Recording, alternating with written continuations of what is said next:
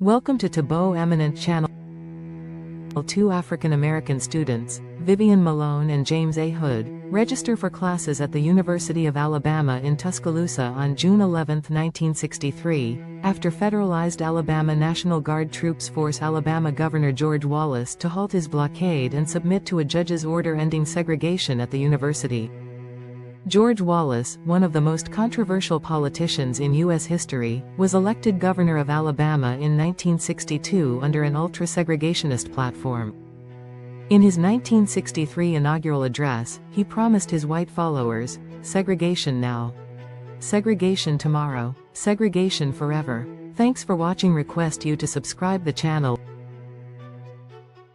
When African American students attempted to desegregate the University of Alabama in June 1963, Alabama's new governor, flanked by state troopers, literally blocked the door of the enrollment office.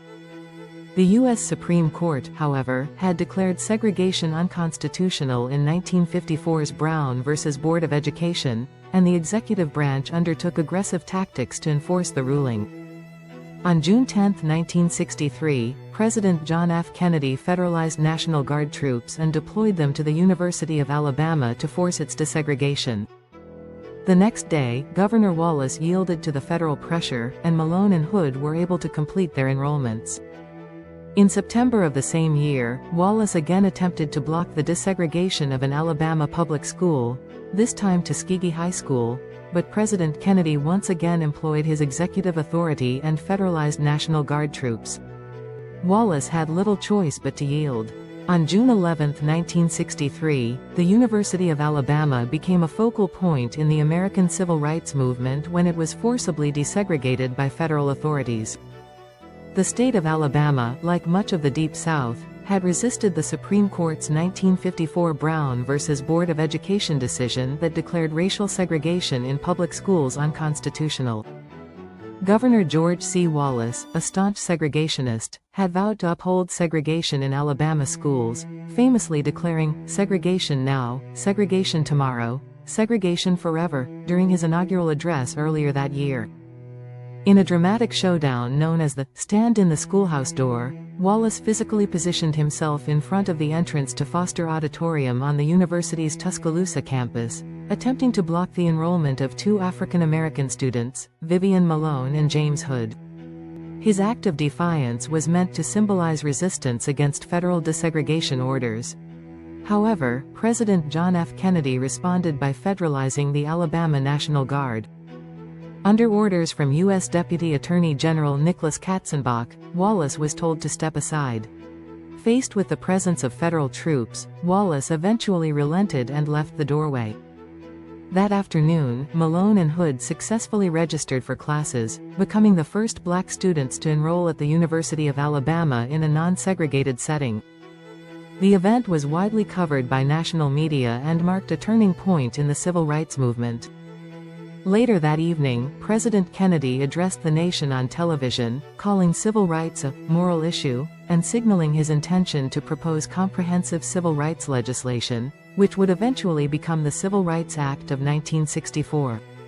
The desegregation of the University of Alabama was more than just a local incident. It became a powerful symbol of the federal government's commitment to enforcing civil rights and the ongoing struggle against institutional racism in America. The desegregation of the University of Alabama in 1963 was not an isolated event but the culmination of years of resistance, struggle, and courage from civil rights activists. Before Malone and Hood, another black student, Autherine Lucy, had briefly enrolled at the university in 1956 but was expelled after just a few days due to riots and threats against her safety. Her case had highlighted the university's deep-rooted commitment to segregation and the dangers faced by African Americans who tried to challenge it. It would take 7 more years, and growing national pressure, before desegregation would be enforced again. By 1963, the civil rights movement had gained momentum. Student sit-ins, freedom rides, and legal battles had captured the nation's attention and increased pressure on the federal government to take stronger action. Vivian Malone and James Hood, backed by the NAACP and federal court orders, were determined to enroll despite the dangers. Their courage and the support of legal advocates and civil rights organizations set the stage for the confrontation at the university's doors. Behind the scenes, the Kennedy administration was carefully preparing for the event. President Kennedy had grown increasingly frustrated with Southern defiance of federal law. The administration worked through the Justice Department and federal courts to ensure that Wallace's stand would be peacefully overcome.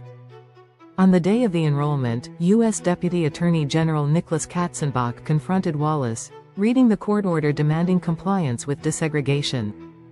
When Wallace refused, Kennedy federalized the Alabama National Guard, placing them under the control of General Henry Graham.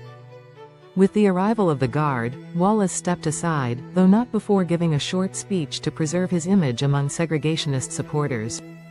After enrolling, Malone and Hood faced intense hostility on campus. They were often isolated, harassed, and had to be escorted by federal marshals to ensure their safety. Despite this, Malone would go on to become the university's first African American graduate in 1965. Her success was a testament to her resilience and the determination of civil rights advocates. James Hood temporarily left the university but returned later and earned his doctorate. The events at the University of Alabama were broadcast nationwide and further exposed the violent resistance to integration in the South. It helped shift public opinion and strengthened the Kennedy administration's resolve to pursue stronger civil rights legislation. That same night, President Kennedy delivered a televised address, declaring civil rights to be a national moral crisis and proposing legislation that would become the Civil Rights Act of 1964. The events in Tuscaloosa that day were not only a turning point for the university, but also for the country, marking a critical moment in America's journey toward racial equality. This moment was pivotal in the broader struggle for civil rights and the enforcement of the Supreme Court's 1954 ruling in Brown v. Board of Education, which declared segregated schools unconstitutional. Governor George Wallace, whose dramatic stand in the schoolhouse door became a defining image of resistance to civil rights, eventually underwent a public transformation. Governor George Wallace, whose dramatic stand in the schoolhouse door became a defining image of resistance to civil rights, eventually underwent a public transformation. After surviving an assassination attempt in 1972 that left him paralyzed, Wallace sought to reinvent himself politically. In his later years, he publicly apologized to African Americans for his role in promoting segregation. While some saw this as a genuine change of heart, others believed it was a strategic move to remain politically relevant. Regardless of his motives, the apology served as a symbol of how the public narrative around civil rights had shifted since the 1960s.